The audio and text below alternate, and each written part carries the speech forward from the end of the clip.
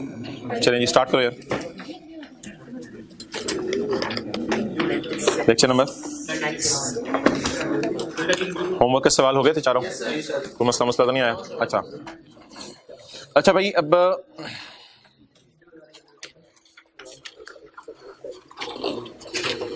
पहले सफे से रिवीजन शुरू करें। पेज 172। भाई पहली क्लास में हमने पढ़ा था फाइनेंशियल एसेट्स, फाइनेंशियल लायबिलिटीज और इक्विटी इंस्ट्रूमेंट्स, और इन तीनों का नाम रखा था financial liabilities, financial assets, equity, और इन तीनों का नाम रखा था फाइनेंशियल इंस्ट्रूमेंट्स।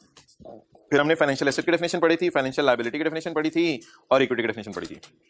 अच्छा, ट्रांजैक्शन कॉस्ट में बस रटा सा मार ले, क्या चीजें ट्रांजैक्शन कॉस्ट में आ सकती हैं, क्या नहीं आ सकती। जैसे हमने IAS 41 में भी पढ़ा था, ट्रांजैक्शन कॉस्ट में उधर हमने कहा था ट्रांसपोर्टेशन वगैरह नहीं आ सकती और एडवर्टाइजमेंट वगैरह नहीं आ सकती। तो ट्रांसपोर्टेशन वो ट्रांजैक्शन कॉस्ट में क्या चीजें आ सकती हैं, क्या नहीं आ सकती, यानी आप शेयर खरीदने हैं, डिबेंचर खरीदने हैं, क्या चीजें आ सकती हैं, क्या नहीं। ट्रांजैक्शन कॉस्ट और extra cost that are directly attributable to खरीदना या इशू। खरीदते क्या है, शेयर्स या डिबेंचर्स, और इशू क्या करते हैं, डिबेंचर्स। शेयर भी इशू करते हैं लेकिन वो इस चैप्टर में नहीं है। अच्छा, तो खरीदते हैं शेयर्स या डिबेंचर्स और इशू करते हैं डिबेंचर्स।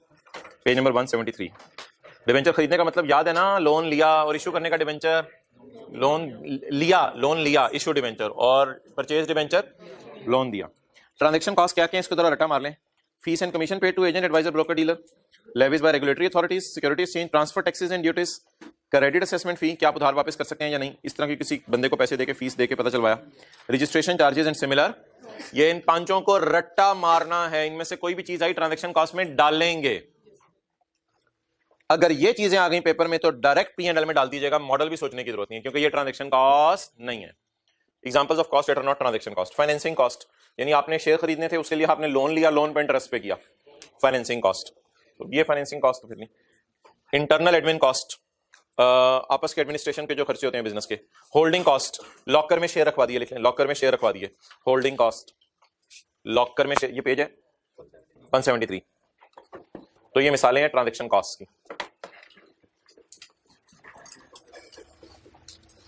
अच्छा, ये बार बार लफ्ज आता है इंक्रीमेंटल कॉस्ट, ये क्या होता है? Incremental cost is that would not have been incurred, जो ना होती अगर आप शेयर ना खरीदते। ये वो कॉस्ट होती है जो ना होती अगर आप शेयर ना खरीदते। अच्छा भाई, इसको प्लीज अब रटा मारना है, इनको आपने ट्रांजैक्शन कॉस्ट में डालना है, इनको ट्रांजैक्शन कॉस्ट में नहीं डालना। Page number 173। अच्छा, इनकम टैक्स भी जो है ना, अगर कभी देना पड़े आपको इनके ऊपर, ये भी आपने P&L में डालना है। ये भी आपने जो है वो ऑब्वियसली इनकम टैक्स तो PBT और टैक्स और पैट के दरमियान में आता है ना इनकम टैक्स, तो वो ट्रांजैक्शन कॉस्ट कभी भी नहीं होगी। ये एक और चीज डाल रहे हैं, इनकम टैक्स। अच्छा, अभी ना जरा अटेंटिव रहें जो मैं पढ़ा रहा हूं। अब page 175।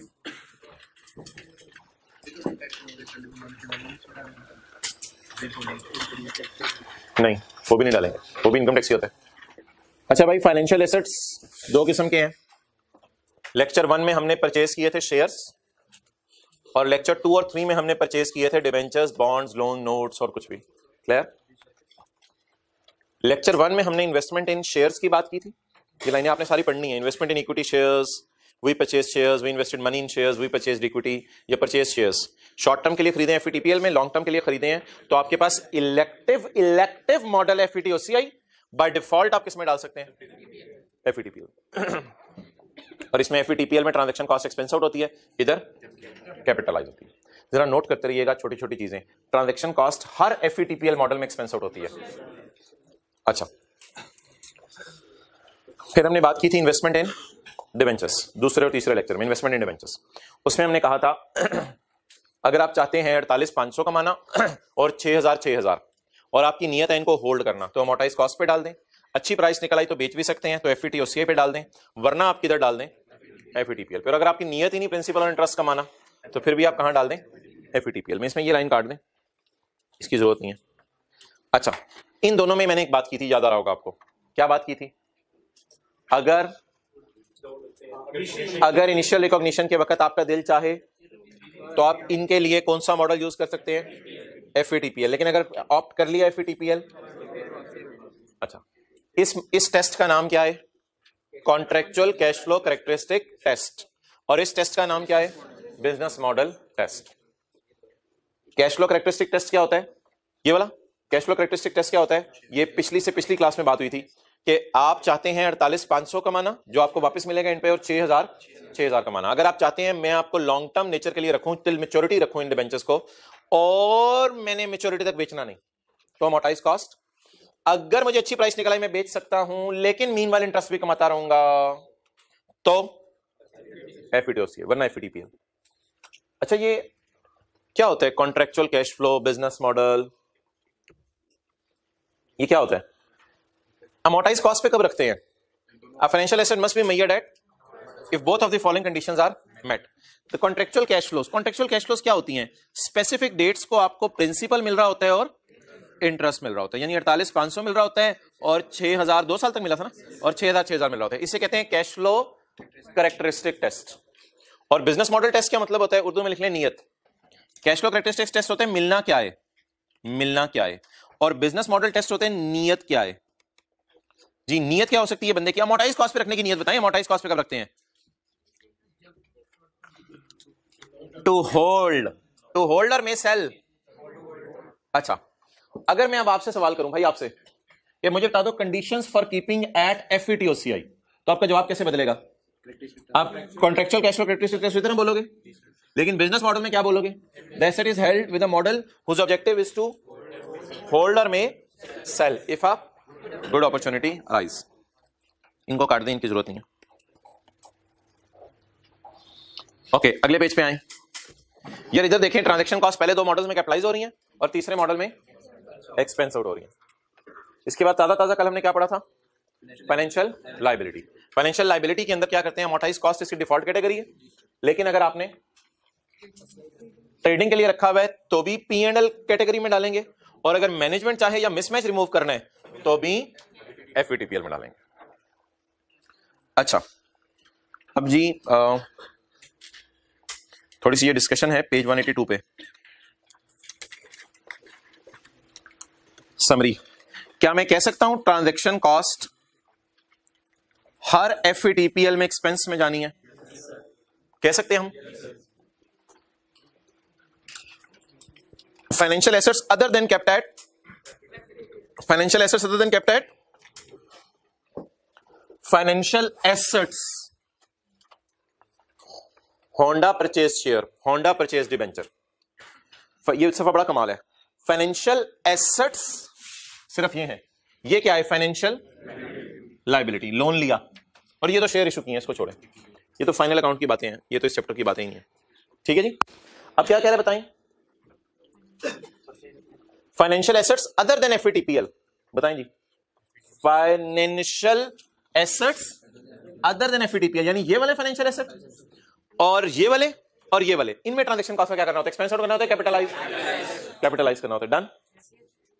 Record financial asset at fair value, financial asset plus. Done. Financial liabilities other than FETPL, ये तो एक ही बची। फाइनेंशियल अदर देन एफईटीपीएल, कौन सी बची? इधर ट्रांजैक्शन कॉस्ट माइनस करनी होती थी, इधर ट्रांजैक्शन कॉस्ट माइनस करनी होती। ट्रांजैक्शन कॉस्ट माइनस होती है, लोन लिया, कैश डेबिट लोन क्रेडिट, और ट्रांजैक्शन कॉस्ट की entry loan debit cash credit. यार ये परचेज प्राइस और फेयर वैल्यू एक ही चीज होती है ना, डिफरेंस आ नहीं सकता। आपके सिलेबस इतना स्ट्रक्चर हुआ है, परचेज प्राइस और फेयर वैल्यू एक ही चीज होगी। ओके, बिल्कुल सही बात है आपकी। परचेज प्राइस जमा ट्रांजैक्शन कॉस्ट पे चीजें रिकॉर्ड होती हैं और एंड पे रिडेम्पशन वैल्यू आती है। अच्छा यार, ये छोटी छोटी चीजें, वही परचेज शेयर फॉर 153, इधर देखें, वही purchase share for including 2% transaction cost. What is the transaction cost? Calculator पकड़ें, मैंने आगे सोल्यूशन तो लिखा हुआ है, लेकिन आप कैलकुलेटर पकड़ें। वही purchase share for 153 inclusive of 2% transaction cost. 153 को डिवाइड करें 102 पे और मल्टीप्लाई करें 2 से, क्या जवाब आया? अच्छा, अब अगर मैं फर्ज करूं कि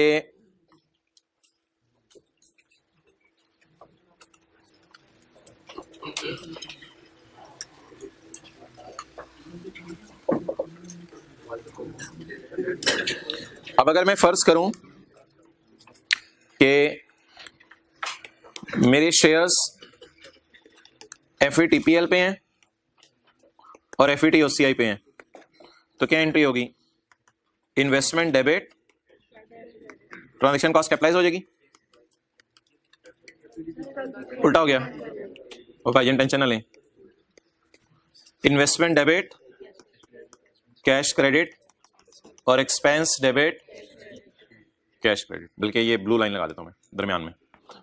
तो ये वाला सिनेरियो अगर पेपर में आ जाए कि डली हुई है ट्रांजैक्शन कॉस्ट इसमें, तो एफईटीओसी में तो डली रहने दीजिएगा, टेंशन ही नहीं। लेकिन एफईटीपीएल में अलग से निकालनी पड़ेगी, तो फिर गलती से आपने ये नहीं करना पेपर में कैलकुलेटर पे 153 पे 2% लगा रहे हो। डली हुई का मतलब है ये फिर फिगर 102 पे पड़ी हुई है, तो डिवाइडेड बाय 102 मल्टीप्लाइड बाय 2, तो 2 कितना आया 3। तो ये दोनों की एंट्री समझ आ गई। अच्छा यार अगर इस तरह खुदा ना खासा पेपर में सवाल आ जाए, सारी एग्जाम टिप्स हैं। A company purchase share of 400 plus 1% transaction cost, ये डली नहीं हुई। अब क्या करना पड़ेगा 400 पे, तो अब ट्रांजैक्शन कॉस्ट कितनी है 4 रुपए। If effective rate is not given then actual coupon rate will be, if redemption value is not given it will be considered as equal to, if question is silent assume the interest will be received in arrears at year end. Okay क्या नहीं homework के किसी सवाल में liability की current non current में bifurcation हुई हुई है। अच्छा वो मैं फिर किसी दिन समझा दूंगा, उसको अभी छोड़ दें। वो कोई पास पेपर्स में आई के अपने नहीं की हुई अभी तक, वो मैं किसी दिन समझा दूंगा, उसको भी छोड़ दें, मादरत वो मुझे देना नहीं चाहिए था। अच्छा एमसीक्यूज निकालें, एमसीक्यूज ब्राय एमसीक्यूज नहीं है। आज आपका होमवर्क है पास पेपर का क्वेश्चन नंबर 3, आज आपका होमवर्क है पास पेपर का क्वेश्चन नंबर 3, ये करके लाने भाईजान, बड़ा जबरदस्त सवाल है। अच्छा page 209, page 209, for a debt investment,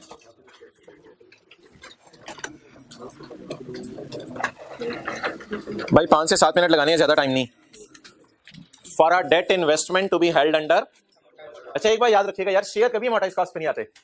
shares के लिए 2 ही मॉडल हैं, या एफईटीपीएल या एफईटीओसीआई। अच्छा फॉर अ डेट इन्वेस्टमेंट, किताब का सफा बताएं, for a debt investment, page 176, page 176। भाई एकदम जैसे ही मैं हर एमसीक्यू पढ़ूंगा ना, आपका एकदम माइंड वहां जाना चाहिए, बड़ी जबरदस्त रिवीजन होने लगी है। अब सिलेबस जहां जाते जाने, आज हमने फाइनल अकाउंट शुरू करना तो देखी जाएगी। फॉर अ डेट इन्वेस्टमेंट, अब ये ना कि जल्दी खत्म करें। For a debt investment to be held under amortised cost, for a debt investment, debenture buy की है, क्या बाय की है। अब ये सफा जहन में है, 2 टेस्ट पास होने चाहिए। ये पता नहीं कौन सा परचेज एग्रीमेंट टेस्ट है, हमने तो नहीं पढ़ा ना, हमारे सिलेबस में है कोई। अमोर्टाइज कॉस्ट टेस्ट भी कोई हमारे, अमोर्टाइज कॉस्ट टेस्ट कोई नहीं है, अमोर्टाइजेशन तो वर्किंग होती है। बिजनेस मॉडल टेस्ट है, फेयर वैल्यू टेस्ट भी कुछ नहीं है, और दूसरा टेस्ट है कैश फ्लो कैरेक्टरिस्टिक टेस्ट। थोड़ा आहिस्ता बोल, cash flow characteristic test. For a debt investment to be held under, it must pass, अभी आपको बताया अमोर्टाइज कॉस्ट के 2 टेस्ट पास होने चाहिए। कौन कौन सा, 48,500 लेने और 6,000 लेने, और नियत कब तक होल्ड करने की हो टेल। ये कौन से 2 टेस्ट हैं, कहते हैं एक मैं बता देता हूं, दूसरा एमसीक्यूज में आपके लिए डाल देता हूं। तो दूसरा उसने कौन सा डाला जी, बिजनेस मॉडल, बाकी सारे फारिग हो गए। अगला पढ़ें जी, किताब का पेज नंबर 7 खोलें,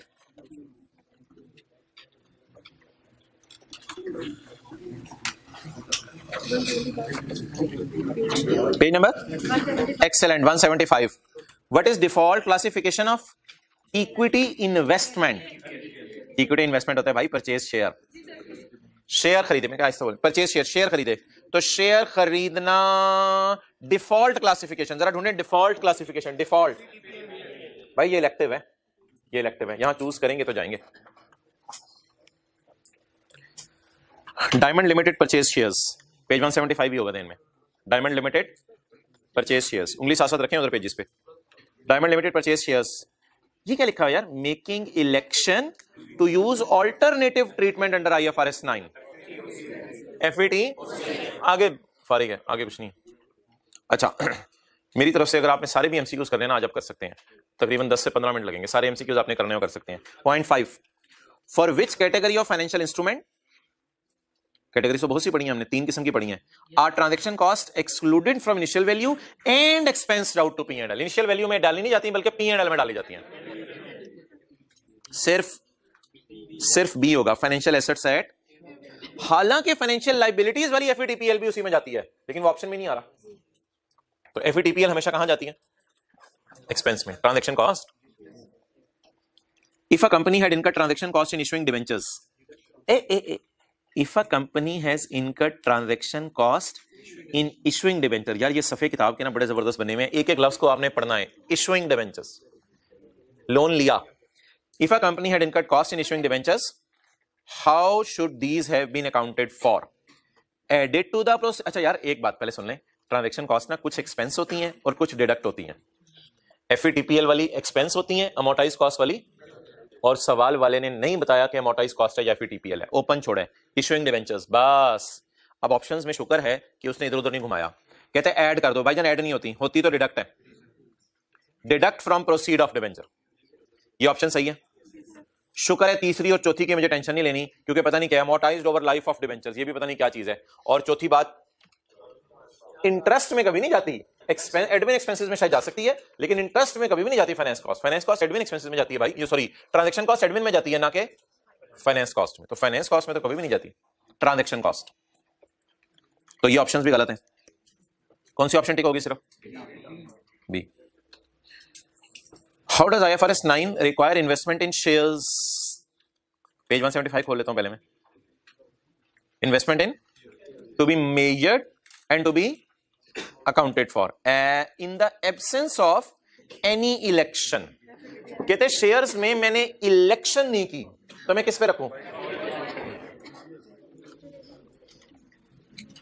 पढ़ेंगे क्या? Which of the following are not financial instruments?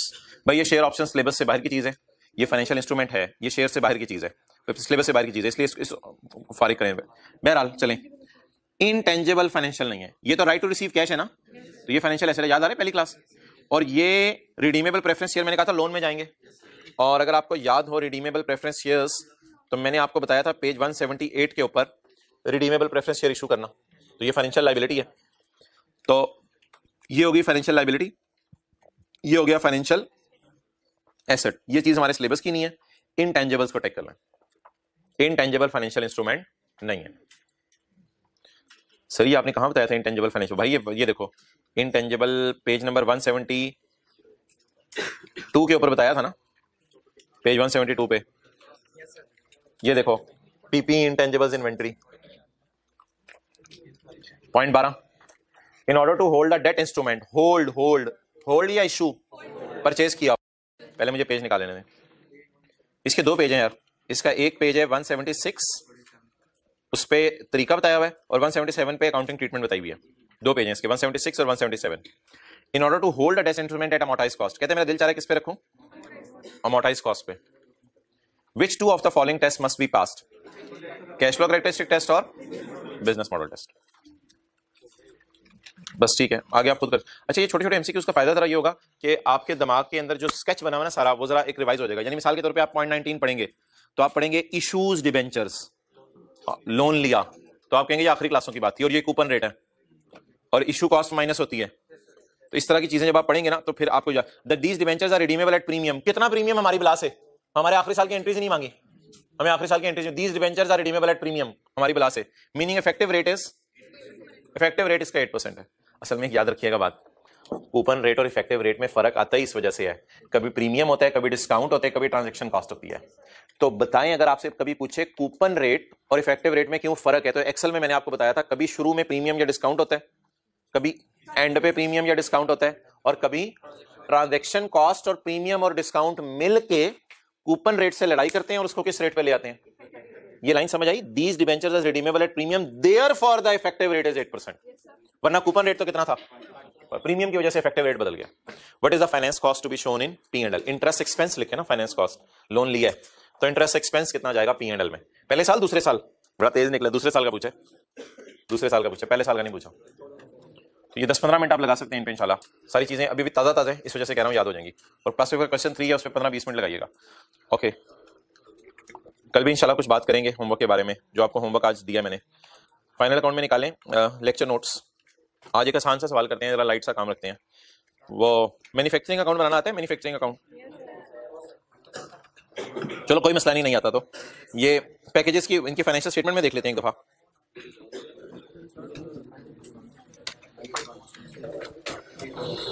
आपने ना गौर से ना डिस्क्लोजर देखते रहना है।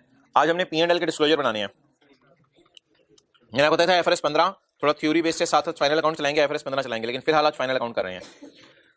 अच्छा भाई, ये है P&L पैकेजेस की फाइनेंशियल स्टेटमेंट में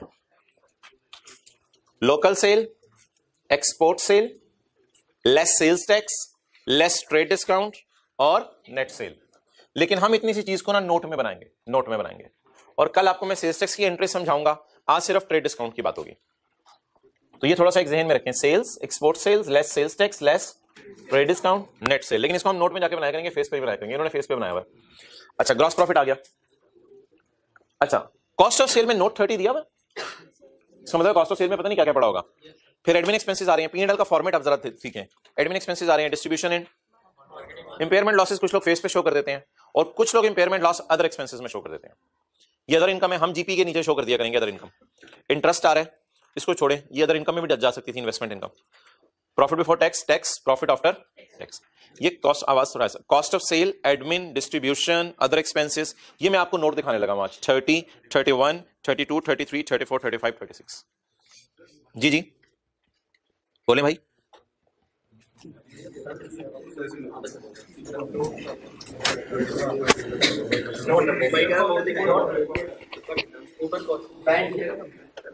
अच्छा चलो कर लेते हैं जो भी है। अच्छा, नोट नंबर सही बताएं, 30 किसका नोट है? कॉस्ट ऑफ सेल का। Cost of sale, raw material consumed, क्या मतलब? Opening stock plus purchases minus closing stock of raw material. ये raw material consumed, salaries, travelling, fuel, production, ये फैक्ट्री के खर्चे हैं। कॉस्ट ऑफ सेल में फैक्ट्री के खर्चे आते हैं, पता नहीं क्या क्या क्या क्या खर्चे आ रहे हैं, डेप्रिसिएशन भी आती है। ये क्या है? Opening stock work in progress जमा हो रहा है, और closing stock work in progress. फिर ये आ जाएंगी वो चीजें जो बनी लेकिन पिछले साल की भी कोई बनी हुई पड़ी होंगी, और फिर माइनस होंगी जो इस साल बनी हुई है, बिक नहीं सकी, क्लोजिंग स्टॉक फिनिश गुड। ये कॉस्ट ऑफ सेल फेस पे नजर आ रही थी। तो कॉस्ट ऑफ सेल का फॉर्मेट बताएं जी। रॉ मटेरियल कंज्यूम, इधर भी ओपनिंग क्लोजिंग स्टॉक आता है। ये अगर मैं गाड़ियों की बात करूं तो उनके टायर और लोहा आता है। इधर क्या आता है? नामुकम्मल गाड़ियां, ओपनिंग वर्क इन प्रोग्रेस। और इधर क्या आता है? जो गाड़ियां बन चुकी हैं ओपनिंग स्टॉक वाली, और जो गाड़ियां बन चुकी हैं क्लोजिंग स्टॉक वाली। ये कॉस्ट ऑफ सेल होगी। ये क्या लिखा हुआ है? 30.1। 30.1 कहां डाला इसने? सैलरीज वेजेस में 30.1, ये 30.1 and 30.2 salaries and wages. Salaries and wages ऊपर पड़ी हुई थी, उसमें शामिल है एम्प्लॉइज को कोई रिटायरमेंट के वक्त जो पैसे देने होते हैं वो वाले, ग्रेचुटी वगैरह के। ये आज के सवाल में आएंगे, ठीक है? दोनों भाई मोबाइल पे लगे हुए, बड़ा जबरदस्त हो रहा है ये तो। अच्छा, इसके बाद कौन से एक्सपेंसेस आ गए? एडमिन एक्सपेंसेस आ गए। एडमिन एक्सपेंसेस में आपको एडवर्टाइजमेंट नहीं मिलेगी, एडवर्टाइजमेंट आपको सेलिंग एक्सपेंसेस में मिलेगी बिजनेस की। तो ये एडमिन एक्सपेंसेस के अंदर डिफरेंट चीजें आ रही हैं। और एडमिन से मुराद है हेड ऑफिस। 3 किस्म के खर्चे होते हैं ना बिजनेस के। एक आपकी फैक्ट्री होती है, एक आपका हेड ऑफिस होता है जहां अकाउंटेंट बैठा होता है जो सीए करके आया है, और एक आपका सेल्स ऑफिस होता है।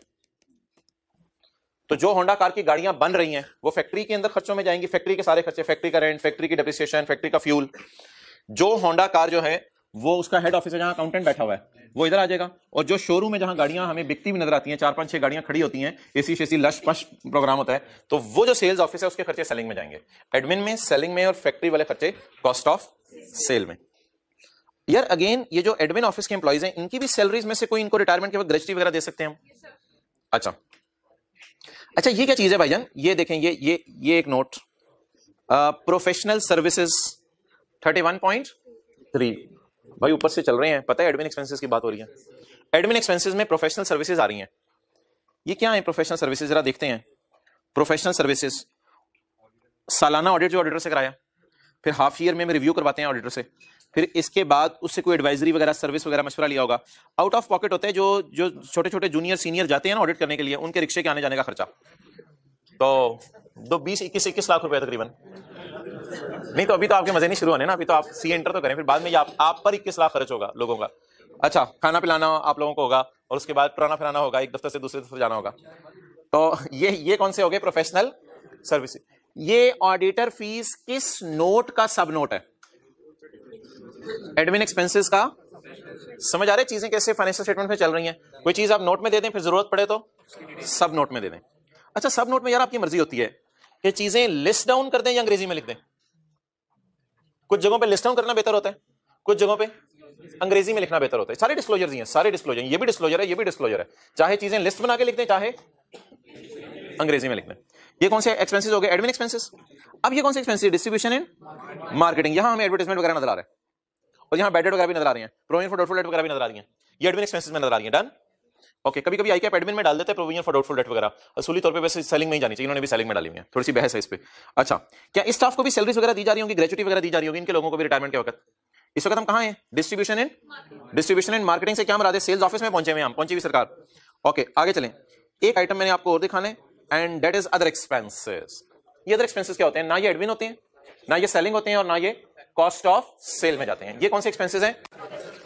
वर्कर्स को प्रॉफिट में से कोई हिस्सा दे दिया, वर्कर्स की वेलफेयर के लिए हिस्सा दे दिया, सारे किस्म के वर्कर्स, कॉस्ट ऑफ सेल वाले वर्कर्स, एडमिन वाले वर्कर्स, सेलिंग वाले वर्कर्स। अच्छा, एक्सचेंज लॉस IAS 21 वाला किसमें डाला हुआ? इसमें अदर एक्सपेंसेस में डाला हुआ है। इंपेयरमेंट लॉस कुछ इधर डाला हुआ है। डोनेशंस का भी डिस्क्लोजर हमारे सिलेबस में है। डोनेशंस ना बिजनेस का एडमिन एक्सपेंस है, ना सेलिंग एक्सपेंस, ये बिजनेस को हेल्प नहीं करता किसी भी तरीके से, इसलिए डोनेशन भी कहां चला गया? और डोनेशन में आगे बड़ी डिटेल होती है, डोनेशन किस किस को दी, कितनी कितनी दी। ऐसे तो नहीं कि 56 मिलियन बन रहा है, 56 मिलियन आप लोगों ने डोनेट करके रख दिया, ये शेयर होल्डर्स का पैसा है जो 56 मिलियन आपने डोनेट किया, तो बताओ किस किस को डोनेट किया, कितना कितना डोनेट किया, ये सारी डिटेल्स आ रही हैं, किसको डोनेट किया पैसा। ओके, इसके बाद क्या आ रही है?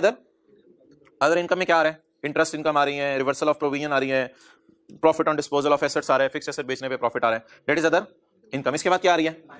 इसमें कोई इंटरेस्ट ऑन लीज होगा, इंटरेस्ट ऑन बैंक लोन होगा, ये चीजें आ रही होंगी फाइनेंस कॉस्ट के अंदर, लीज वाला लोन और बाकी loan, long term loan, commission bank को दिया, बैंक चार्जेस पे किए।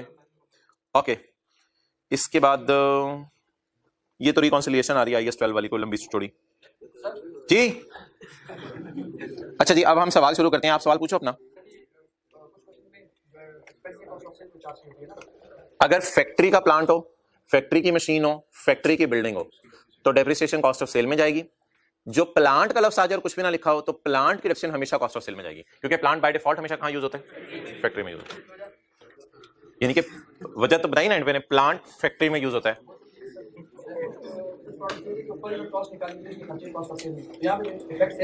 बस सादा सी बात है, इफेक्ट सेम, तो आप बैलेंस शीट ट्रायल वाली भी उठा के बना दोगे, सेम आ जाएगा, बैलेंस शीट टैली कर जाएगी। सवाल ये है कि जो फैक्ट्री में हमारे जितने खर्चे हो रहे हैं वो किस में जाएंगे? Cost of sale. Lecture notes निकालें, आखिरी चैप्टर। किधर है, किधर है भाई, इधर किधर है? पेज 413। चलें भाई, ये सवाल आज पारी करना है।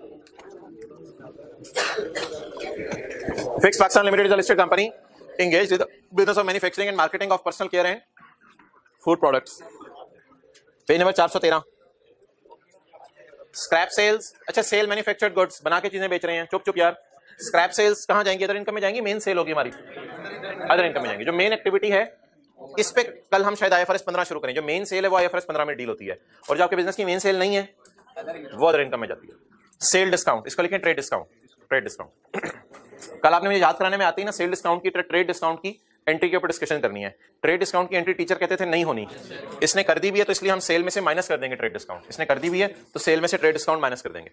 ये ट्रेड डिस्काउंट होता है। रॉ मटेरियल खरीदे आपने, ओपनिंग स्टॉक देख के आए थे अभी, रॉ मटेरियल यूज के लाइन, रॉ मटेरियल का ओपनिंग स्टॉक यानी टायर पड़े हुए, लोहा पड़ा हुआ है, वर्क इन प्रोग्रेस। नामुकम्मल गाड़ियां पड़ी हुई हैं, यानी गाड़ियां बन गई हैं, टायर नहीं लगे उनके ऊपर, उनके पेंट नहीं हुआ, बाकी गाड़ी का इंजन वगैरह स्ट्रक्चर मुकम्मल है।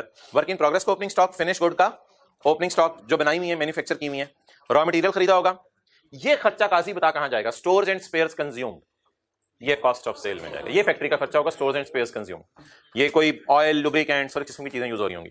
सैलरीज वेजेस के बारे में सवाल बताया करेगा, क्योंकि सैलरी वेजेस नहीं, अगर सवाल खामोश हो तो एडमिन में ले जाओ, लेकिन सैलरी वेजेस जो है वो कॉस्ट ऑफ सेल वालों को भी देंगे, एडमिन वालों को भी देंगे, बाकियों को भी देंगे।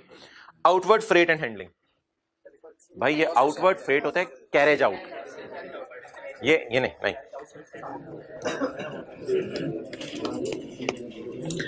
भाई, कैरेज इन होता है एक और एक होता है कैरेज आउट। पिज्जा हट वालों के लिए कैरेज इन है जिस रिक्शे पे प्याज मंगवाए, ये कैरेज इन है। और पिज्जा हट वालों के लिए कैरेज आउट है जो पेट्रोल दिया हमारे घर पिज्जा होम डिलीवरी के लिए, उसमें जो पेट्रोल डलवाया वो पिज्जा हट वालों के लिए कैरेज आउट है।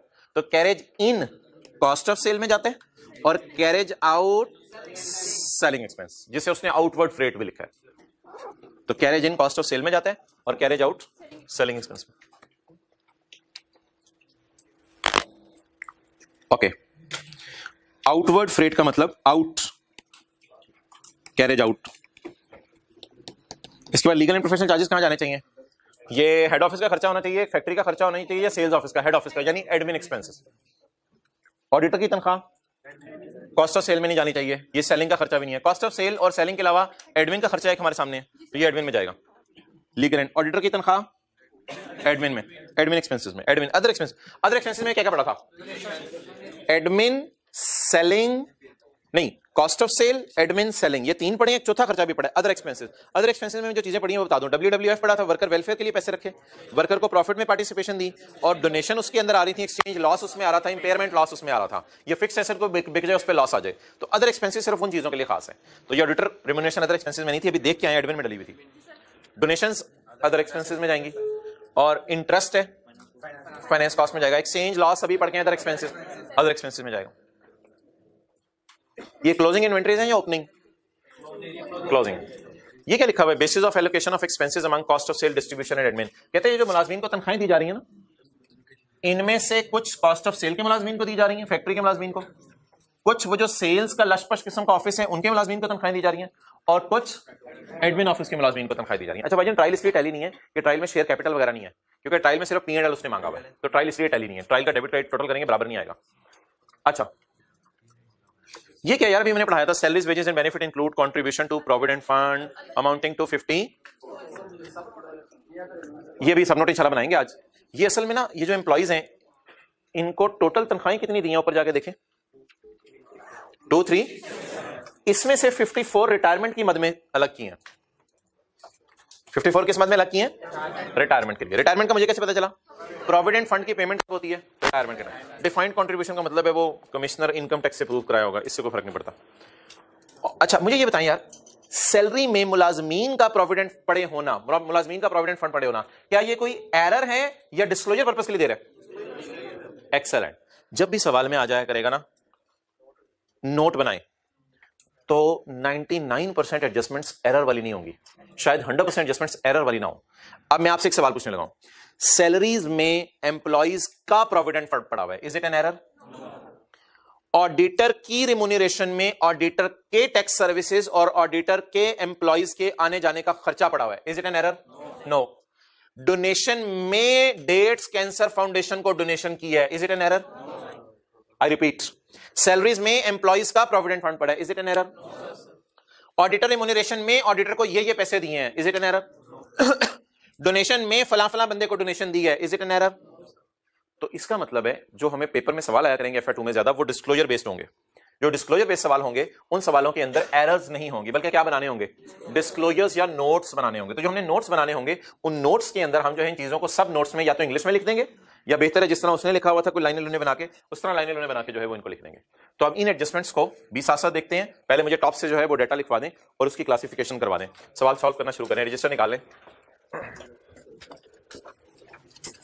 अच्छा मुझे फॉर्मेट बता दें यार, वैसे नहीं उसका फॉर्मेट नहीं, मुझे कॉस्ट ऑफ सेल बता दें कैसे निकलती है। नहीं मैं कह रहा हूं रॉ मटेरियल यूज्ड प्लस, नहीं plus labour plus overhead. Done. Factory में मटेरियल आएगा, ये नोट करने की जरूरत नहीं, ये मैं इक्वेशन फॉर्म में बना रहा हूं, अभी इस तरह आपको बना के दिखा दूंगा। फैक्ट्री में मटेरियल आएगा, फैक्ट्री में लेबर आएगी, और फैक्ट्री में बिजली जलेगी, फैक्ट्री के अंदर ऑयल कंज्यूम होगा, फैक्ट्री का रेंट पे करना पड़ेगा, फैक्ट्री के प्लांट की डेप्रिसिएशन करनी पड़ेगी, फैक्ट्री की सिक्योरिटी गार्ड की तनख्वाह देनी पड़ेगी, ये सारे ओवरहेड्स हैं। तो ओवरहेड्स की एक ना खत्म होने वाली लिस्ट होती है। अच्छा ये जो रॉ मटेरियल होते हैं ये होते हैं डायरेक्ट, यानी जो डायरेक्ट गाड़ी बनने में इस्तेमाल होना है। ये लेबर भी होती है डायरेक्ट, यानी जो अपने हाथों से गाड़ी बना रही है, डायरेक्ट लेबर।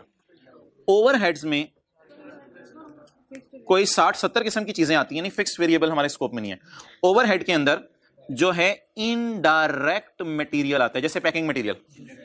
इनडायरेक्ट लेबर आती है, जैसे सिक्योरिटी गार्ड डायरेक्ट अपने हाथ इस्तेमाल नहीं करा गाड़ी बनाने में, तो ये सारे ओवरहेड्स में आ जाते हैं। इसके अलावा डेप्रिसिएशन आ जाता है, रेंट आ जाता है फैक्ट्री का, और सारे बिजली के खर्चे ये ओवरहेड्स में आ जाते हैं।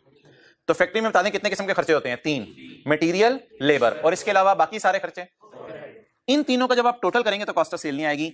इन तीनों को जब आप टोटल करेंगे तो ये आएगा कॉस्ट ऑफ गुड्स मैन्युफैक्चर्ड, यानी आपने कितने की चीजें बनाई?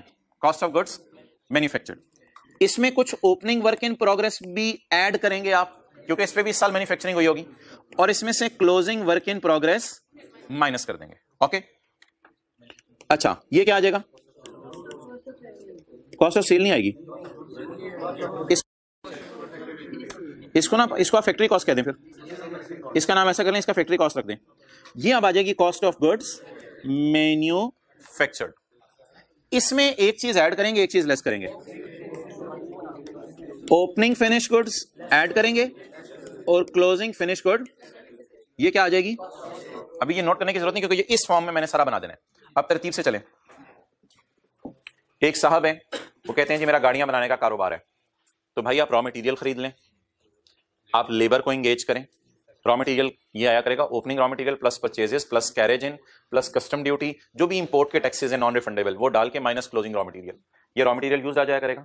रॉ मटेरियल के बाद आप डालें IS2 के मुताबिक जो जो इन्वेंट्री की कॉस्ट में डलता है वो सारा रॉ मटेरियल यूज में डालेगा, माइनस कर देंगे closing raw material. Opening raw material plus purchase raw material minus closing raw material. इसके बाद लेबर इंगेज करेंगे आप, इसके बाद फैक्ट्री में बिजली जलाएंगे, फैक्ट्री के अंदर बाकी खर्चे करेंगे, ये जो आ जाएगी इसे कहेंगे टोटल फैक्ट्री कॉस्ट। ये क्या कहेंगे? टोटल फैक्ट्री कॉस्ट या प्रोडक्शन कॉस्ट, फैक्ट्री कॉस्ट। अब पिछले साल की गाड़ियों पे इस साल काम हुआ होगा जो नामुकम्मल होंगी, ये तो इस साल जो कॉस्ट आई है वो है ना। क्या इस साल की कॉस्ट उन गाड़ियों पे भी आई होगी थोड़ी बहुत जो पिछले साल नामुकम्मल थी? तो पिछले साल की नामुकम्मल गाड़ियां इधर आ गई, उसमें से माइनस कर दें इस साल की नामुकम्मल गाड़ियां, ये हो गई मुकम्मल गाड़ियां जो इस साल बनी, बिकी नहीं बनी। कॉस्ट ऑफ गुड्स, अब पिछले साल से भी कोई बनी पड़ी होंगी जो बिकी नहीं होंगी पिछले साल, उन्हें डाल दें इसमें। ये 70 गाड़ियां इस साल बनी, 10 पुरानी पड़ी हुई थी, 80 पड़ी हुई थी, 80 में से 5 बिक नहीं सकी, बाकी 75 बिक गई, वो किस में डाल दें? कॉस्ट ऑफ सेल में डाल दें। तो ये एक टोटल जो है वो आपकी इक्वेशन सी बनती है। बता दें, raw material used plus labour plus overhead is equal to plus opening work in progress minus is equal to plus opening finish good minus is equal to cost of cell.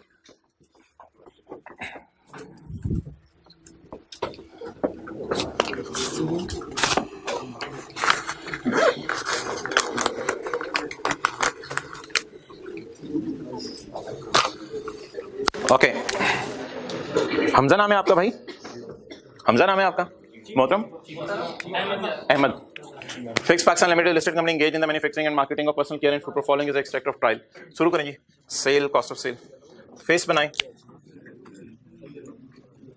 खूबसूरत सा करना है। Fix Pakistan limited पूरा लिखना है आज। Statement of comprehensive income for year ended 31 December 15। Sale less cost of sale, आप पूरा लिखिएगा जीपी एड, जी बिल्कुल, other income less admin selling good good good other expenses finance cost profit before less tax profit after tax. अच्छा क्या लिखूं? Note 30, 31, 32 आपकी मर्जी है, इस तरह लिख दें, क्योंकि असल में नोट 30 से पिछले जो होते हैं ना वो बैलेंस शीट के नोट होते हैं। नोट 1, 2, 3, 4, 5 पीपी का नोट, राइट ऑफ यूज का नोट, इंटेंजिबल्स का नोट। तो नोट 30, 31 से शुरू कर दें, नहीं करना तो नोट 1 से शुरू कर दें, कोई मसला नहीं। नोट 1, नोट 2, नोट वर्किंग नहीं, वर्किंग FR1 में लिखते थे आप, इधर नोट बनेगा। Note number 4, note number 5, note number 6, note number 7। Tax का कोई डेटा नहीं दिया हुआ जी। क्या फेस फिक्स है जैसे सबका फिक्स होता है। वो फेस का फॉर्मेट उधर पैकेजेस वाला दिखाया ना आप।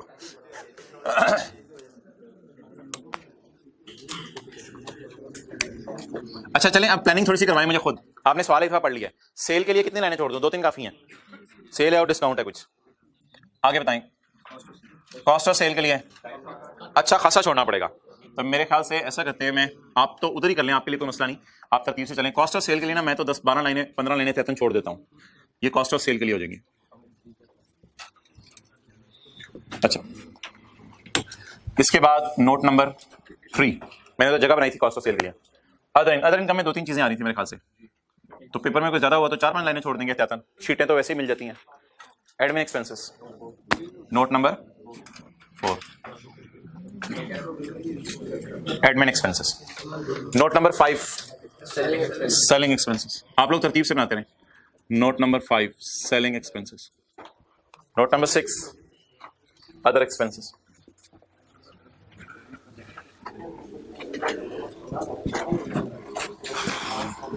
नोट नंबर 7, फाइनेंस या फाइनेंस, नांस कर लें, नैंस कर लें, नैंस। अच्छा जी, अब अदर इंफॉर्मेशन की टेंशन लेनी है या अदर इंफॉर्मेशन तो सब नोट्स बनाने में हेल्प करेगी, तो फिर अदर इंफॉर्मेशन की भी टेंशन ना लें, फेस वाले फिगर्स नोट कर लें। ले आए जी, cell manufactured goods 56, 528।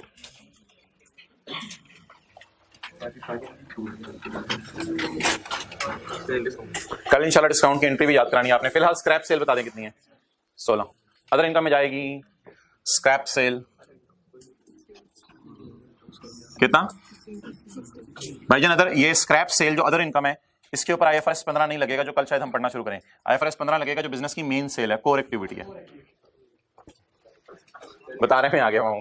Discount minus करें 2594, सेल डिस्काउंट, ये ट्रेड डिस्काउंट 2594 जी बिल्कुल। अच्छा भाई, ये तो ट्रेड डिस्काउंट होता है ना, कैश डिस्काउंट होता है, रेटर ने पैसे जल्दी दे दिए, वो कहाँ डालते थे आप? Cash discount, settlement discount. अगर एक्सपेंस वाला कहाँ डालते थे? सेल में से तो नहीं माइनस करते थे? तो भाईजान वो सारी अकाउंटिंग बदल चुकी हुई है। IFRS 15 में आपको पढ़ाने कि दुनिया के अकाउंटेंट्स इस नतीजे पे पहुंचे हैं कि कैश डिस्काउंट भी सेल में से माइनस किया करें। तो ये भी जरा आपको IFRS 15 में बताना है। वो अकाउंटिंग जो आपने इंट्रो FR1 में पढ़ी हुई थी उसको आपको भूलना पड़ेगा। कैश डिस्काउंट पे भी इंशाल्लाह हम डिस्कशन करेंगे, वो भी सेल में से माइनस हुआ करेगा। ओके, रॉ मटेरियल आप लोगों ने भी यही पढ़ा हुआ है इंट्रो में, तो कुछ और इंट्रो में तो यही पढ़ा होगा, डिस्काउंट अलाउड खर्च। Raw material on 1 January 15, raw material. अच्छा, 3 हेडिंग्स बताएं, ब्रॉड हेडिंग्स बताएं 3। रॉ मटेरियल, कंज्यूम, डायरेक्ट, इधर के 2-3 लाइनें छोड़नी पड़ेंगी, डायरेक्ट लेबर और फैक्ट्री ओवरहेड। ये 3 ब्रॉड हेडिंग्स हैं, raw material, consume, direct labour और factory overhead. Opening stock raw material 1751, इसको थोड़ा सा अंदर करके इसके, ताकि जरा देखने में खूबसूरत लगे, थोड़ा सा अंदर करके। Opening stock raw material, opening stock plus करने हैं, क्लोजिंग माइनस करने हैं, 1751। फैक्ट्री ओवरहेड में मैं 3-4 लाइनें छोड़ा हूं, इसका टोटल क्या आएगा? Total factory cost, total factory cost. इसमें ऐड क्या करेंगे? Opening work in progress less, जल्दी जल्दी करें यार, ये चीजें पता है आपको। फिर क्या आ जाएंगी? Cost of goods manufactured. Add क्या करेंगे? ओपनिंग, 1 मिनट में बताता हूं। कुछ लोगों के ज़हन में सवाल आ रहा होगा कि ये चलते चलते जो है वो आपने फॉर्मेट क्यों बनाना शुरू कर दिया है? भाई चलते चलते इसलिए फॉर्मेट बनाना शुरू कर दिया कि वो सवाल के अंदर ना एडजस्टमेंट्स आना शुरू हो गई हैं उस वाली, तो इसलिए मैंने 3-4 लाइनें फैक्ट्री ओवरहेड के लिए प्लान करके छोड़ दी। आप पेपर में 7-8 छोड़ दीजिएगा, और मैंने फॉर्मेट बना लिया ताकि मैं साथ साथ चीजें आती रहें उनको पुट करता रहूं, ताकि कॉस्ट ऑफ सेल से ज्यादा बाहर आ जाए। ओके, अब जी अगली लाइन क्या आ रही है? ओपनिंग वर्क इन प्रोग्रेस कितने जी? 70। इसको भी साथ ही उठा लें, दोनों को ले जाएं, एक ही दफा फेरा लग जाए हमारा। 1210 फिनिश कर दें, दोनों को साथ ही एक कंधों पे उठा के ले आए। Opening work in progress 73, opening finish goods 1210। चलो 2 मिनट अब दे रहा हूं, नोट कर लें यहां तक।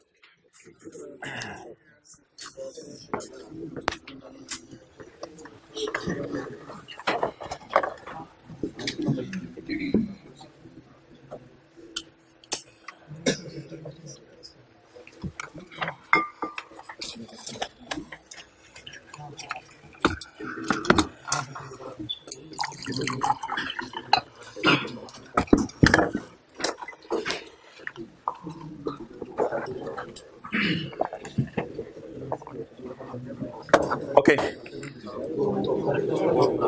जी मोहतरम भाई, आप आखिरी सीट पे बैठे हो, ड्राइवर को कह रहे हो पहली सीट वाला एसी चला रहे, ये कहां तक? ये इसमें नहीं इतनी जान। ओके, फिनिश गुड्स 1210 हो गया। Purchases raw material 22603। ऑनलाइन वाले हजरात पॉज करके नोट कर लें अगर अभी तक नोट नहीं किया। परचेजेस रॉ मटेरियल बोले 22703 603। चलें 7 को 6 कर देते हैं, 22603। चलें जल्दी जल्दी यार, इसको फारिग करें, डिस्क्लोजर बनाने हैं। स्टोरेज एंड स्पेस कंज्यूम कहां डालें? कॉस्ट ऑफ सेल्स में, ओवरहेड्स में, स्टोर्स एंड स्पेयर्स कंज्यूम 1। यहां काजी भाई आती है कॉस्ट ऑफ सेल में फैक्ट्री की बिल्डिंग की डेप्रिसिएशन, फैक्ट्री के प्लांट की डेप्रिसिएशन। अगर फैक्ट्री रेंट पे ली हो तो फैक्ट्री की बिल्डिंग का रेंट, ठीक है। कुछ होते हैं ना आप जैसे लोग, वो तो फैक्ट्री की बिल्डिंग को डेप्रिशिएट करते हैं, कुछ मेरे जैसे होते हैं उनको बिल्डिंग रेंट पे लेनी पड़ती है। तो डिपेंड करता है, बिल्डिंग ऑन कर रहे हैं तो डेप्रिसिएशन आएगी, और अगर आपके पास पैसे नहीं है तो आप रेंट पे कर रहे होंगे, डिपेंड करता है। होल्ड कर लो। अच्छा, सैलरीज वेजेस एंड बेनिफिट्स 2367, इसके बारे में नीचे कुछ बताया हुआ है, तकसीम करने तीनों में। तो अभी 2367 को तीनों में तकसीम कर रहे हैं। 2367 कॉस्ट ऑफ सेल में कितनी डालनी है? 50 130। गलती ना कीजिएगा, डिस्ट्रीब्यूशन पहले लिखा हुआ है उसने। डिस्ट्रीब्यूशन में कितनी डालनी है? 30%। डिस्ट्रीब्यूशन में 30%।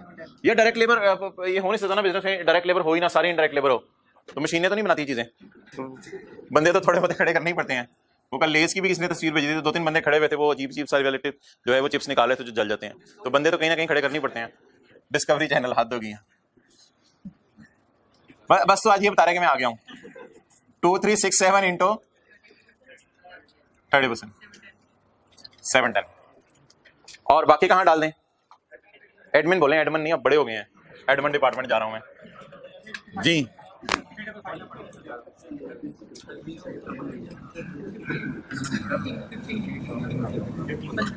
जी जवाब 355।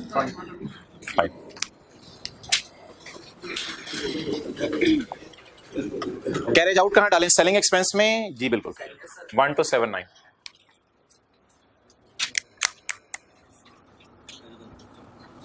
कितने? 1 to 79। Legal fees, auditor remuneration दोनों को उठा के एडमिन में ले जाए। नीचे कुछ लिखा होगा वो इंशाल्लाह देख लेंगे। नीचे सब नोट ही बनाने पड़ेंगे, अभी तो नोट तो बन जाए ना, नोट बनेगा तो सब नोट बनेंगे ना, गाजर आएगी तो हलवा बनेगा ना। तो 71 और 13 तेरे मुंह में क्यों नहीं पानी आता? तो ये क्या मसला है? सबकी आंखें में चमक आ जाती है। अच्छा, लीगल एंड प्रोफेशनल चार्जेस 71। अच्छा बच्चा है, अच्छा जी बचा हुआ अभी जी। ऑडिटर रेम्यूनरेशन, भाईजान आप घर से फिक्रें लेके आए हैं। ऑडिटर, बाकियों को भी बोल रहे हैं ऑडिटर रेम्यूनरेशन कितना? 13। अच्छा हंसते हुए पीछे क्यों हुआ था? कब से मसला? अच्छा डोनेशन, डोनेशन, अदर एक्सपेंसेस कितना? चलिए यहां तक एक दफा मैच कर लें।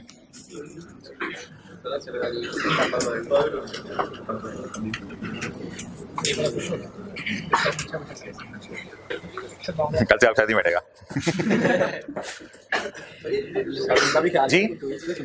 ये चीजें ओ भाई तेरी मेहरबानी, खुदा के लिए हद हो गई। कह रहे ये चीजें इधर की उधर हो जाए, उधर की इधर हो जाए, हद होगी। तो क्या लगे मैं चीजों को इधर उधर नहीं होने देना, नहीं होने देना, नंबर कटेंगे। क्लासिफिकेशन है चीजों की। ऑडिटर रेम्यूनरेशन को आप ये नहीं कह सकते कि फैक्ट्री में बिठाया हुआ ऑडिटर को तो गर्मी से मर जाएगा, और ऑडिटर को ज्यादा लशपश माहौल में भी नहीं बिठाना, गाड़ियों के अंदर बिठा के ऑडिट हो रहा हो जहां सेल्स ऑफिस में गाड़ियां लगी हुई हैं, इसको लेवल पे रखें, हेड ऑफिस में लाएं। ओके, इसलिए वो पहले फाइनेंशियल स्टेटमेंट दिखा दी थी मैंने, जो मेन चीजें थी। डोनेशन अदर एक्सपेंसेस में डाल दी, एडमिन में नहीं डालनी। इंटरेस्ट और एक्सचेंज लॉस, इंटरेस्ट तो फाइनेंस कॉस्ट में जाएगा, एक्सचेंज लॉस मेरे भाई अदर एक्सपेंसेस में जाएगा। इंटरेस्ट कितने? 1 डबल, आगे क्या है? Exchange loss 22।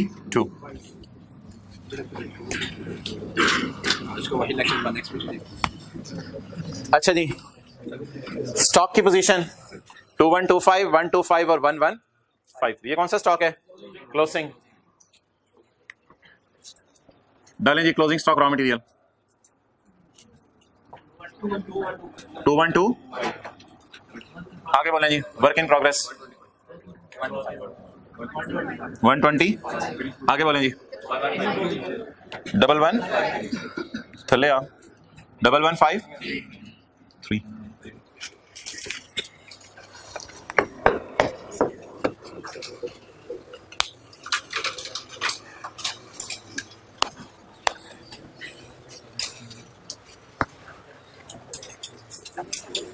फिर इसको क्या करें, ये देखें,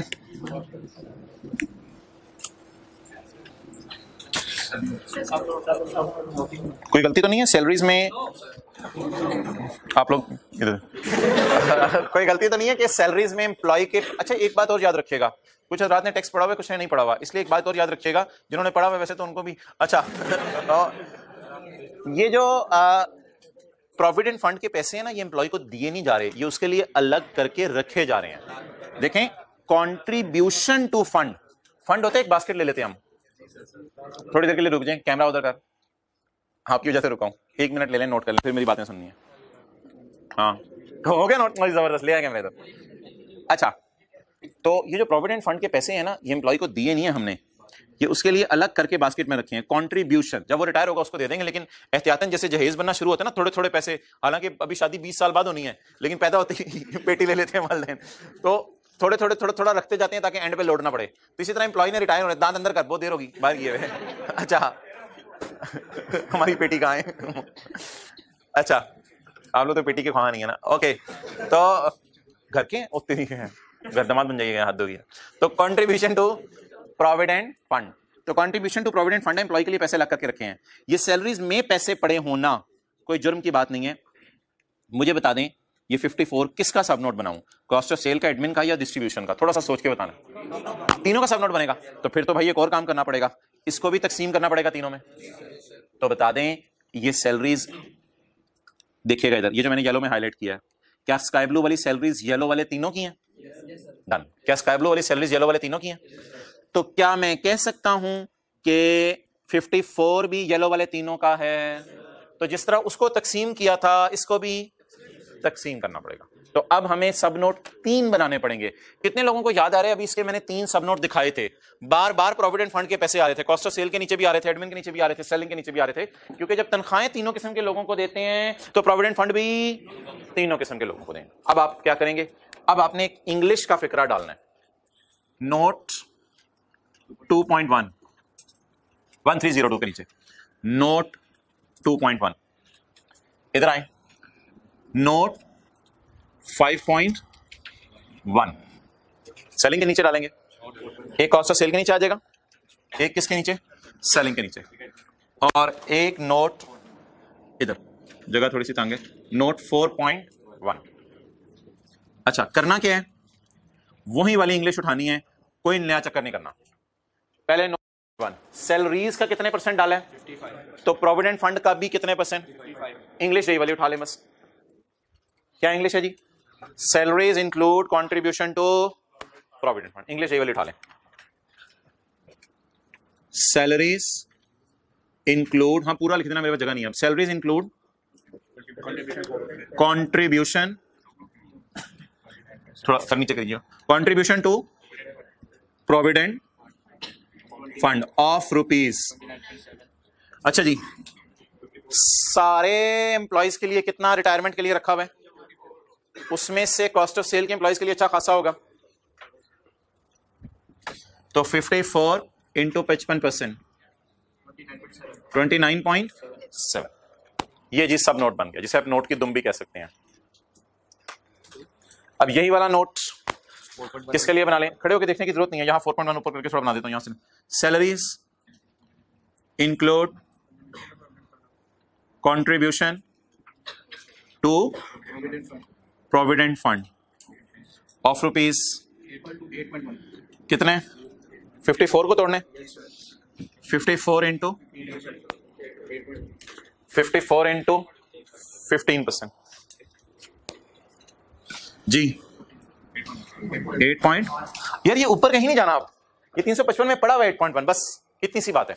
अब यूजर को पता क्या चल जाएगा, 355 जो दिए एम्प्लॉइज को, उसमें से 8.1 इसलिए दिए कि रिटायरमेंट के लिए अलग करके रखे हैं, अभी उसे दिए नहीं है, बस यूजर को इतनी सी बात पता चल जाएगी।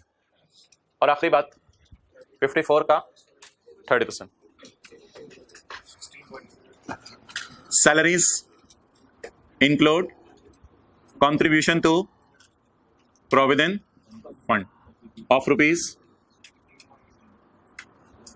54 इंटू 16.2।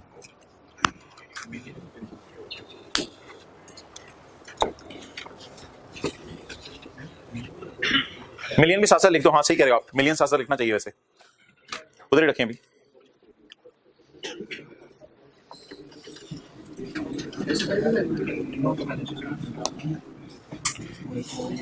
हाँ वो मैं फिर बता देता हूँ, ठीक कह रहे हो आप, ले आओ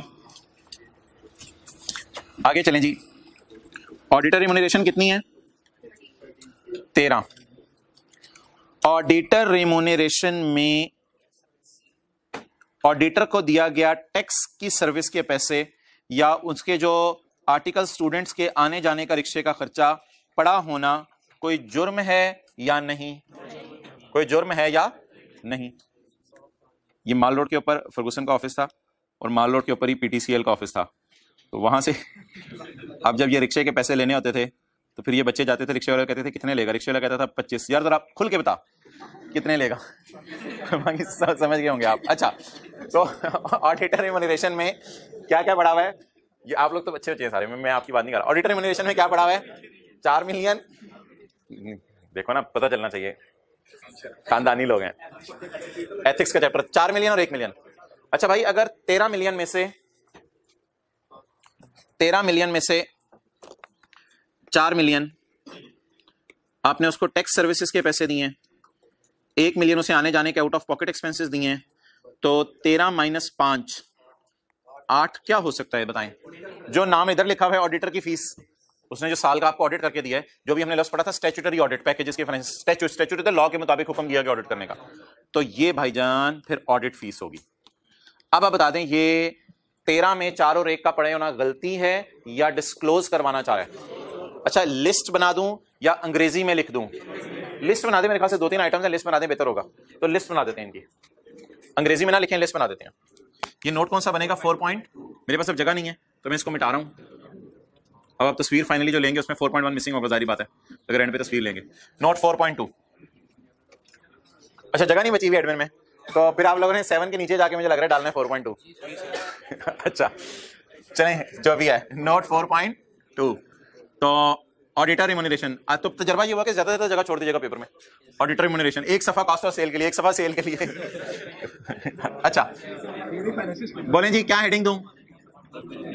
हेडिंग एक्सेलेंट, हेडिंग वही होगी जो यहां लिखी हुई है, हेडिंग कोई नहीं होनी। Auditor remuneration comprise of tax services कितनी? 4, out of pocket 1, total balancing 8। क्या? Audit fees.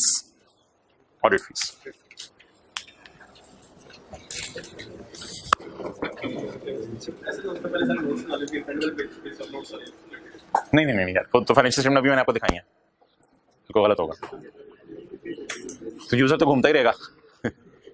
ओके अच्छा, एग्जामिनर को आप रज के घुमाते हैं, कोई वर्किंग रेफरेंस नहीं दिया होते, कुछ नहीं दिया होता, फिगरें धड़ाधड़ आ रही होती हैं कैलकुलेटर से निकल के, को ऊपर लिख दिया करें कि ये रेफरेंस नंबर है, ये उसका यहाँ पे मैंने किया था, ये जरूर किया करें भाई।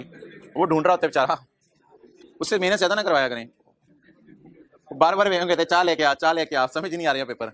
ओके, बेगम तक जाती। अच्छा जी, डोनेशंस कितनी है हमारी? 34 मिलियन। 34 मिलियन की डोनेशन में 5 मिलियन की डोनेशन पड़ी है, गलती है ना? ये तो डोनेशन में डोनेशन पड़ी है, तो कोई गलती वाली बात नहीं है। किसको डोनेशन दिया है? खजूरे कैंसर फाउंडेशन को, डेट्स कैंसर फाउंडेशन को डोनेशन दिया है। अच्छा, अंदर की कहानी सवाल बता रहे हैं, असल में जो कंपनी का डायरेक्टर है मूंगफली, अम्मी अब्बू ने नाम रखा है मूंगफली, अम्मी का नाम था काजू, अब्बू का नाम था चलगोजा, बेटे का नाम मूंगफली। तो one of the companies director peanut is a trustee. जो नॉन प्रॉफिट इदारा होते हैं जैसे ईदी वेलफेयर ट्रस्ट है, उसमें लोग ट्रस्टी होते हैं, डायरेक्टर नहीं होते। कंपनीज में लोग डायरेक्टर होते हैं। तो हमारा डायरेक्टर जिस नॉन प्रॉफिट इदारे को चला रहा है, उसी डायरेक्टर ने हमारी कंपनी से रिक्वेस्ट की है कि मेरे नॉन प्रॉफिट इदारे को डोनेशन दे दो। यूजर को बता दें, अगली दफा यूजर एतराज करें तो देना बंद कर दें आप, तो जानने वालों को डोनेशन दिया हमने। तो बस ये इंग्लिश में कॉपी पेस्ट कर रहे हैं फिक्रा। ओ तेरी खैर, इधर नहीं, डोनेशन किधर है? शुक्र है इधर जगह है। Note 6 point, English copy paste करनी है बस। Donation include ₹5 million given to dates cancer foundation, one of our director, एक हमारा डायरेक्टर मिस्टर मूंगफली, ऐसे होती है मूंगफली, मूंगफली is a trustee of DCF। ये अफ्रीकन के साथ रहे हुए अंग्रेजी वहां से सीखी है इन्होंने। इधर trustee of DCF, full stop. आप एग्जामिनर से पूछे कैसा लगा हमारा सोल्यूशन। सही है, okay. Along with the relevant notes, तो ये नोट्स ही बनाए हमने, along with the relevant notes. तो भाई यहाँ पे ना एक हेडिंग आनी चाहिए थी, वो बता दे कौन सी है। N1 के ऊपर बताइए, अब जगह निकालनी पड़ेगी ना। Fix Pakistan limited note to the financial statement for year ended 31 December 15। ये हेडिंग नोट्स के ऊपर तो आएगी ना, ताकि पता चले P&L खत्म हो गया है और नोट्स शुरू हो गए हैं। तो हेडिंग है fix Pakistan limited note to the, fix Pakistan limited note to the financial statement for year ended 31/12/15। चलें जी टोटल्स करें। 539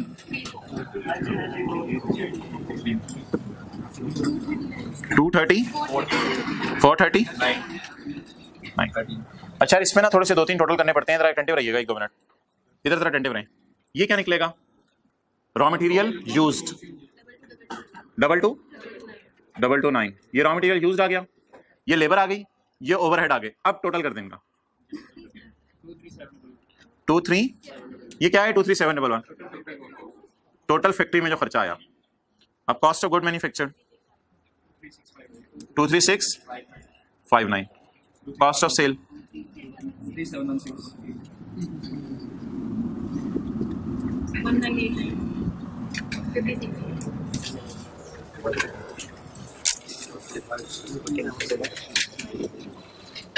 53934, कॉस्ट ऑफ सेल 2371 16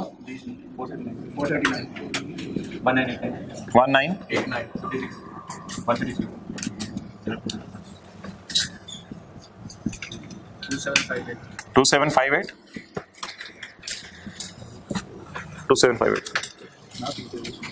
सवाल मुकम्मल।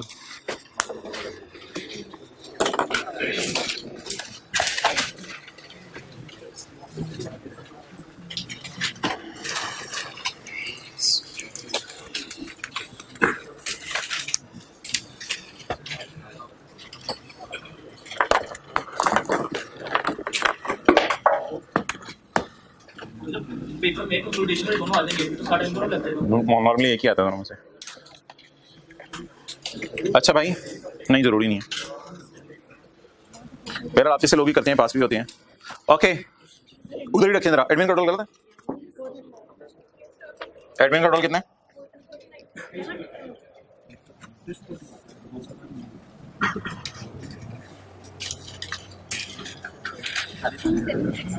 2761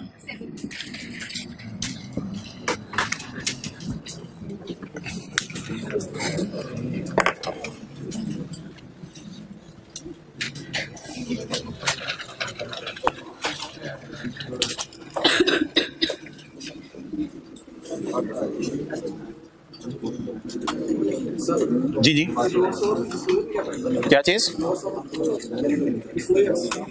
यानी कि ये जो हमने नोट्स बनाए हैं इनको डिस्क्लोजर भी कहते हैं। नोट्स और डिस्क्लोजर एक ही चीज होती है।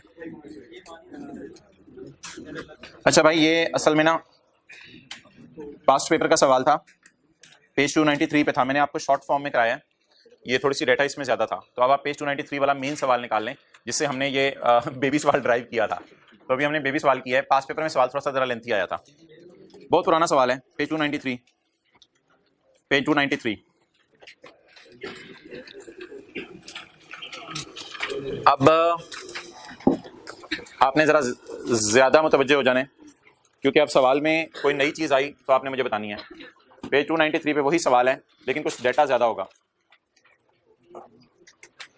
फिक्स पाकिस्तान नहीं, होमवर्क नहीं है, छोड़ो। आज IFRS 9 का क्वेश्चन 3 करो।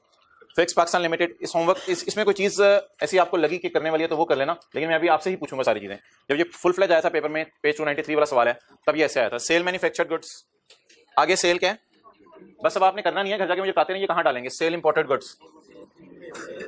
समझ आ गया हो क्या रहा है? ये सवाल जरा डिटेल में आया था पेपर में। सेल इंपोर्टेड गुड्स, यहां मैन्युफैक्चर्ड लिख देंगे और यहां इंपोर्टेड गुड्स।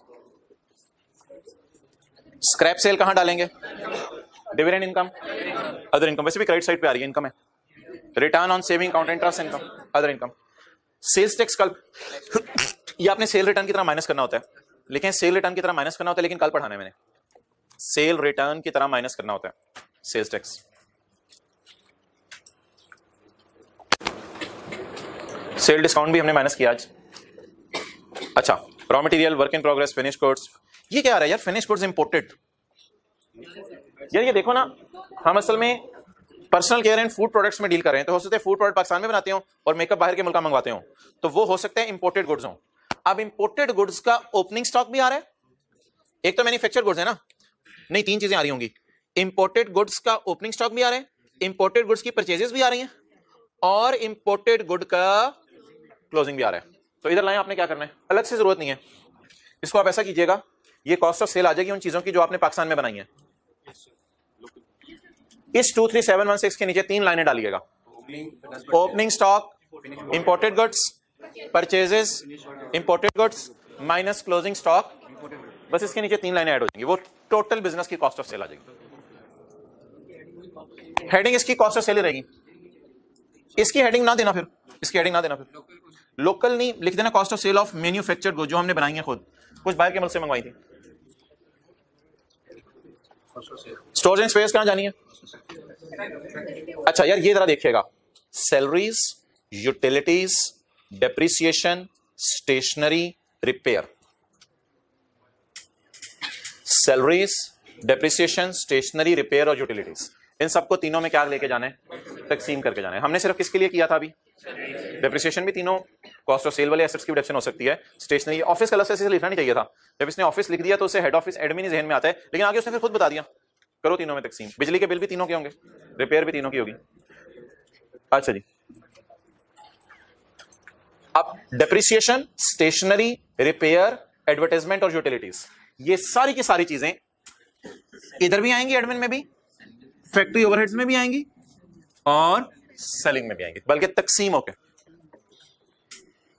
अच्छा ये कहां डालना है जी, एडवर्टाइजमेंट सेलिंग में, आउटवर्ड फ्रेट तो भी डिसाइड हो गया सेलिंग में, लीगल प्रोफेशनल एडमिन तो हमने डोनेशन डाली हुई है, ये कहां कहां डालना है, WWF और WWF WPPF, वर्कर की वेलफेयर के लिए पैसे और वर्कर को प्रॉफिट की पार्टिसिपेशन में हिस्सा दिया। लॉस ऑन ये इसको अदर एक्सपेंसिव में डाला करें, असल में पीपी का कॉस्ट ऑफ सेल में ना डालें, कॉस्ट ऑफ सेल ना डिस्टॉर्ट हो जाती है, ये कॉस्ट ऑफ सेल का रनिंग आइटम नहीं है, ये कभी कभी होता है, तो इसलिए loss on sale of fixed asset को डाल दिया करें अदर एक्सपेंसेस में। इंटरेस्ट, अदर एक्सपेंसेस और इंटरेस्ट, एडिशनल इन्फॉर्मेशन में मेरा नहीं ख्याल कोई नई चीज है, पहला वही है, दूसरा, तीसरा, ये तीसरा देखें जरा एडिशनल इन्फॉर्मेशन में, salaries, wages and benefits include provident fund of 54 and gratuity of 44, आप 44 के भी 3 हिस्से करने पड़ेंगे, और क्या नोट डालेंगे आप, 2.2 क्या डालेंगे, ये 2.1 में ही कवर कर दें शायद, salary include provident fund of rupees इतने एंड बोले and gratuity fund of rupees इतने, तो हमने सिर्फ प्रोविडेंट को तोड़ा है, लेकिन वो कितनी चीजें तोड़ने को कह रहा था, प्रोविडेंट फंड भी और ग्रेच्युटी भी, और रिम्यूनरेशन, डोनेशन। भाई ये ISFL की एडजस्टमेंट है, लेकिन मैं कोशिश करता हूं 10 मिनट में हो जाए, लेकिन थोड़ी सी टेंशन चाहिए जरा, पहले जरा रिवीजन कर लेते हैं क्योंकि ISFL भूला होगा। ये आप एग्री करते हैं, डेफर्ड टैक्स, ठहरो मैं ढूंढ लूं, क्यों कौन सा टॉपिक चल रहा है, फाइनल अकाउंट किधर है, पिछली दफा हुई होगी,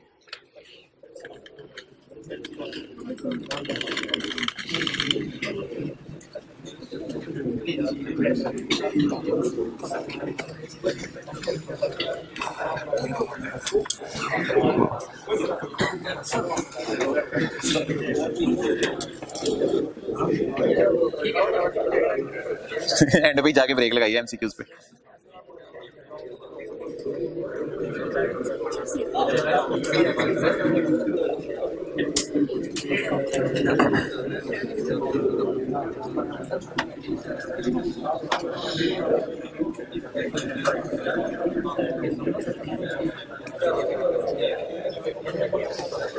रिवीजन कर लें थोड़ी सी। एक वर्किंग होती थी, आपको याद होगा, इधर उधर नहीं देखना, तरतीब से देखना है, भाईजान ने भी देखना है। Deferred tax liability slash asset as on 31/12/15। अब आप लोगों ने खामोश रहने से मैं बोलूंगा। Deferred tax liability slash asset as on 31/12/15। PP carrying amount आती थी, टैक्स बेस आती थी। If carrying amount is greater than tax base it is called as taxable temporary differences. ये बाप था, ये 70 पे 30% रेट लगाया, ये बेटा आ गया। टीटीडी के बेटे का नाम जीटीएल था, अब याद आ रहा होगा थोड़ा थोड़ा। टीटीडी के बेटे का नाम, ये वर्किंग किस दिन हमने किया है? As on 31/12/15।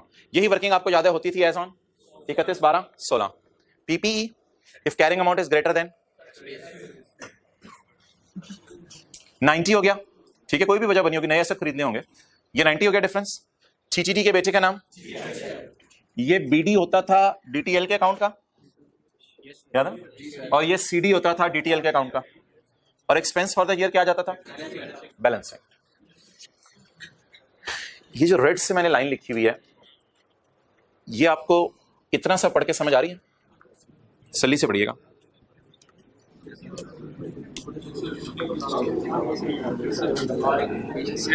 यार समय ना, ये 12 में इस एतबार से मैंने बात नहीं की थी कभी, लेकिन आज मैं बात कर रहा हूं, जरा सोचें, ये लाइन समझ आ रही है? Taxable temporary differences of ₹20 million originated in current year over, clear हो गया? पिछले साल के टीटीडीज को इस साल के टीटीडी से कंपेयर करें तो इंक्रीज आ रही है। अच्छा, एक बात इंट्रो की क्लास में बताई जाती थी, इंक्रीज टू, इंक्रीज बाय, याद है ना?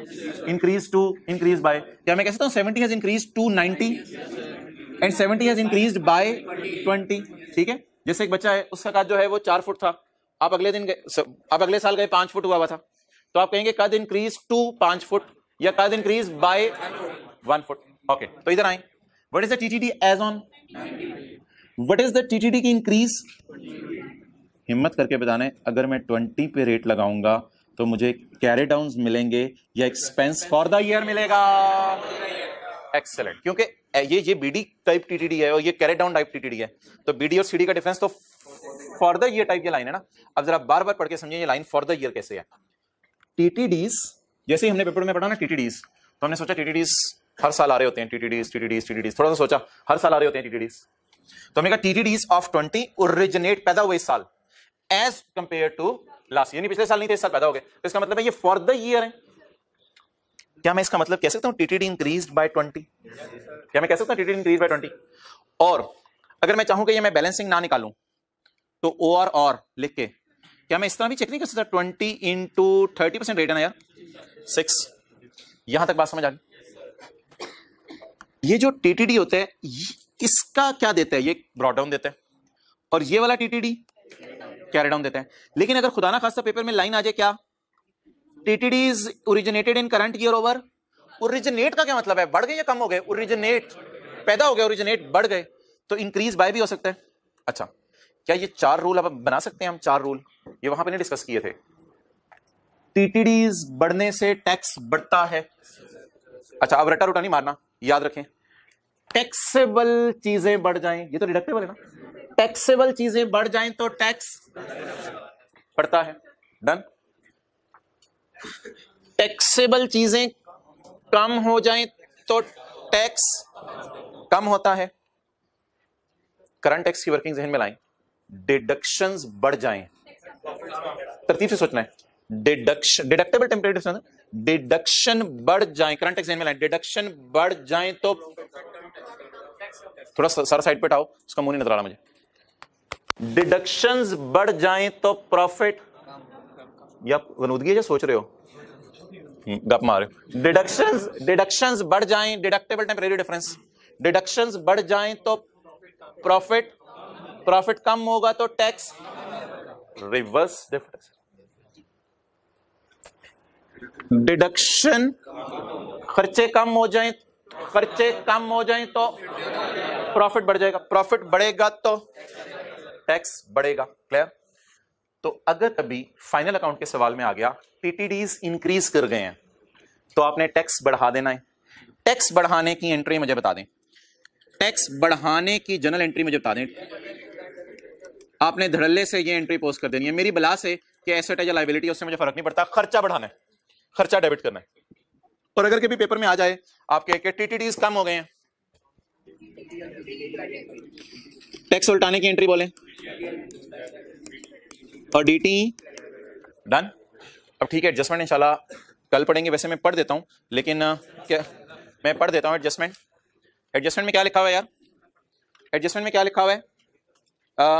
दूसरी लाइन, नहीं दूसरी line, the taxable temporary differences originated in the year over last year. इस तरह की लाइन लिखी हुई है, तो ये इंशाल्लाह मैं कल पढ़ाऊंगा आपको, इसकी आप तस्वीर खींचे। पहले इसके साथ में क्या लिख दूं यार? पास्ट पेपर का क्वेश्चन 6 पास्ट पेपर, कौन सा? फिग्स, पेज नंबर, फिर बाद में तस्वीर खींचिएगा, पेज नंबर 293। तो ये जरा रिवाइज कीजिएगा घर में जाके चीजें।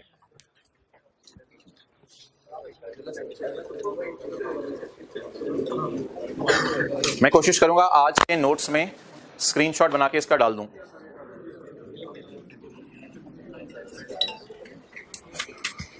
तो इसको जरा रिवाइज कीजिएगा आप घर जाके। होमवर्क में सिर्फ एक सवाल दिया है, पास्ट पेपर क्वेश्चन 3 और IFRS 9 के एमसीक्यूज, अगर टाइम मिले नजर मार लीजिएगा जरा। ओवर।